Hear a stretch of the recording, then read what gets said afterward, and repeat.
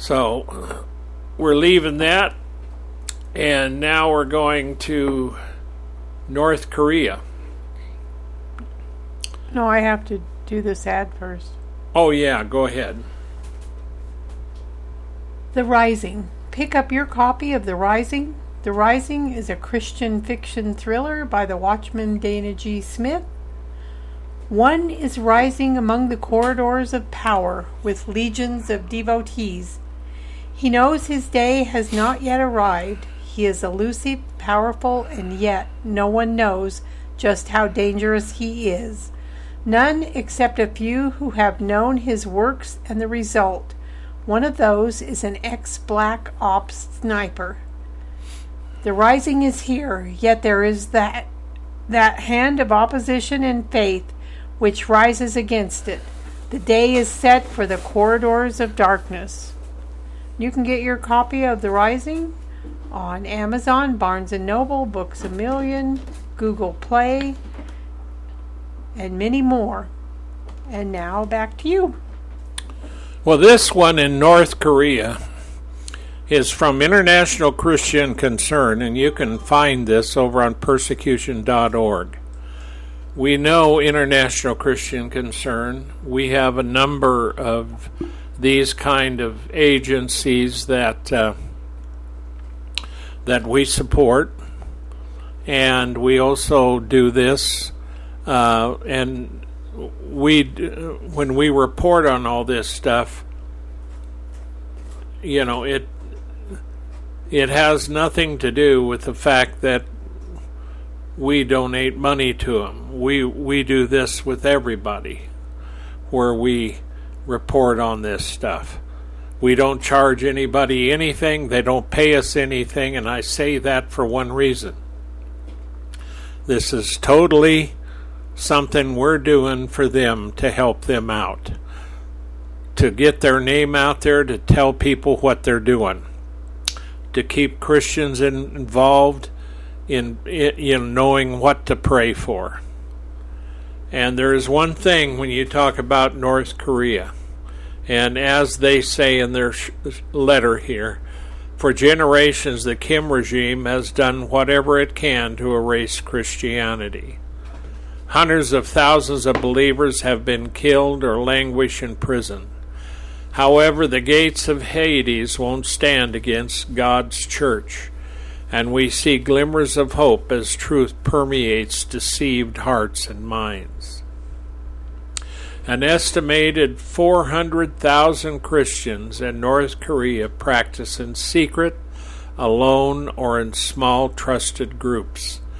They can be killed for owning or even quoting Scripture, yet their faith and the closeness of Christ sustain them. Thousands more suffer in work camps and prisons because of their faith.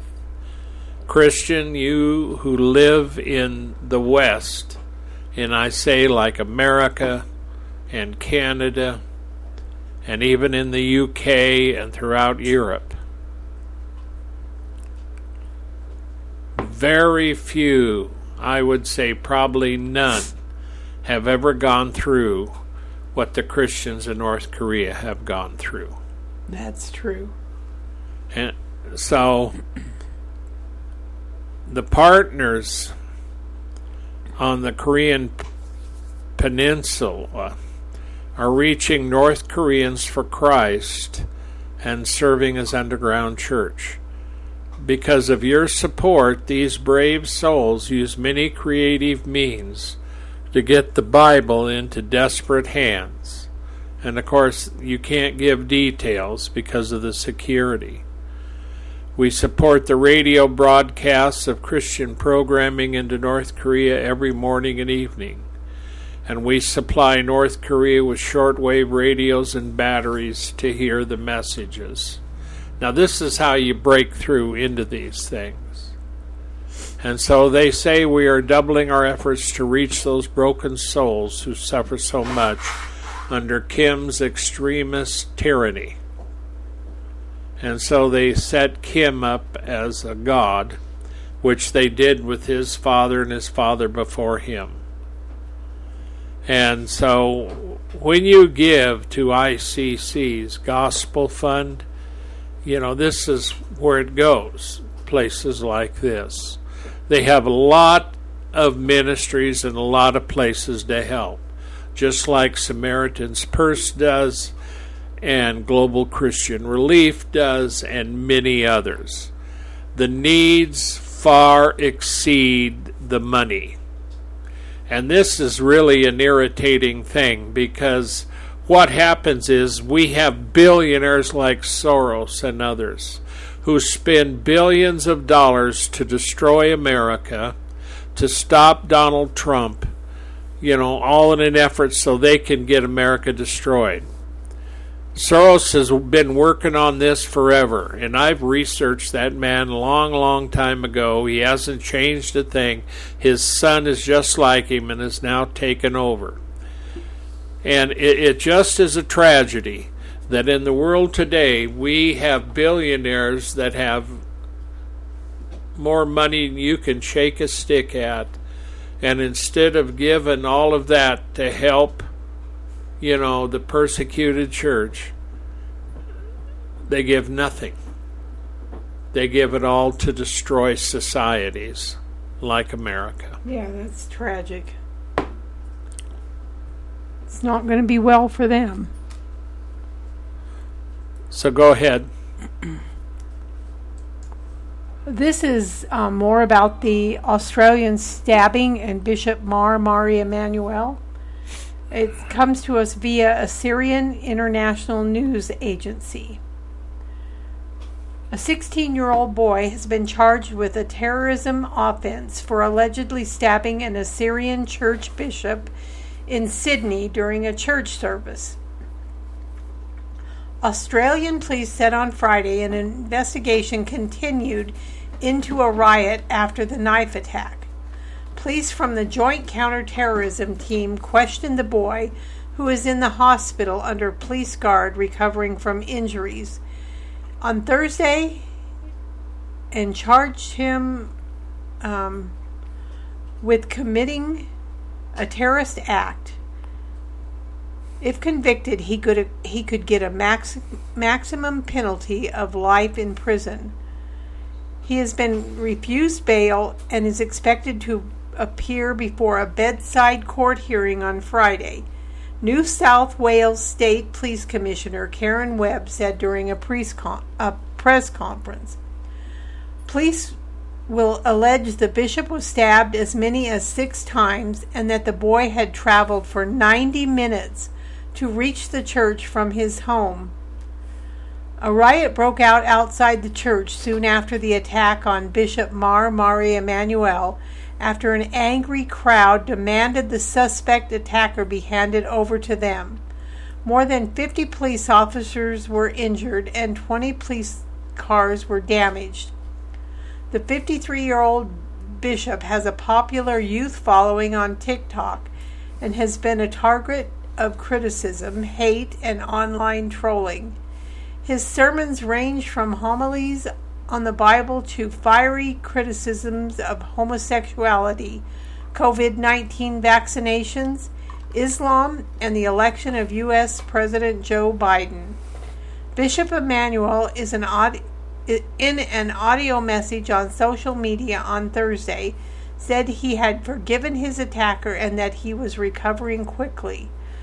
2 knife attacks within 3 days at a mall near Bondi Beach that killed 6 people on Saturday, and at the Assyrian Christ the Good Shepherd Church in Sydney West on Monday have shocked residents of Australia's most populous city.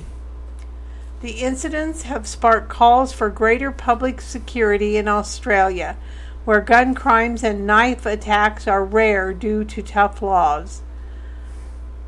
The shopping center will reopen for business on Friday with a candlelight vigil will be held on Sunday to mourn the victims. The attacker, 40-year-old Joel Kochi, was shot to death by police inside the mall. I just hate those things going on, Dana. Well, so do I, but when you look at it, you know, there is so much of this kind of fodder that is promoted online, especially when you get on TikTok, you know, and there's other private networks that they get on that they really encourage each other in such evil. You know, and we did 2 stories on this from 2 different perspectives with different information, some the same. But see, Mari Emanuel, you know, this is a guy that I have listened to numerous times because of various topics he was just talking about. And, you know, he has stood against every kind of evil. You know, he came against the COVID, what they were doing. I mean, a lot of this stuff, and this guy was speaking the truth. And so he's unlike anybody else as far as that goes. Most of the preachers in America don't say much of anything. There are a few, and I have verified those few. But, you know, Mari Emanuel, you know, he has a whole group of Assyrians there. And, of course, they're there because there's where they were living, they were run out of. And some of them have, you know, they've been living there a long time because that's where they went to. So it's just like if America goes south, Americans are going to go somewhere. I suspect, I don't know where they would go because it's such a mess. So at any rate, you know, I feel for all these people trying to find truth today. Now, we're with persecution.org, International Christian Concern, talking about the Democratic Republic of Congo during the ADF. That's the Allied Democratic Forces violent attacks. You know, it's beyond me. You know, they've got to have war. So these militants often target Christian villages and churches. And there was a Christian orphanage who rescued children who were left homeless because of the violent attacks by the Allied Democratic Forces. And so, you know, this whole thing is just like, you know, it's horrible. So they become, you know, victims. And of course, this is in the eastern portion of Democratic Republic of Congo. And so the conflict continues to go. And of course, this orphanage is on a small plot of land. So you might know it. You know, they're going to fight, so what are they doing? You know, well, let's fight on the small plot of land where the orphanage is. You know, nobody seems to care. Leave the orphanages alone. Stay away from it. You don't have to fight your battles there, you morons. But see, this is what happens when you got people that are stupid. And see, they've been told, you know, especially when a lot of these people have a Muslim background to them, you know. Oh, it's okay, go out and fight and, you know, kill people because it's okay. That's baloney.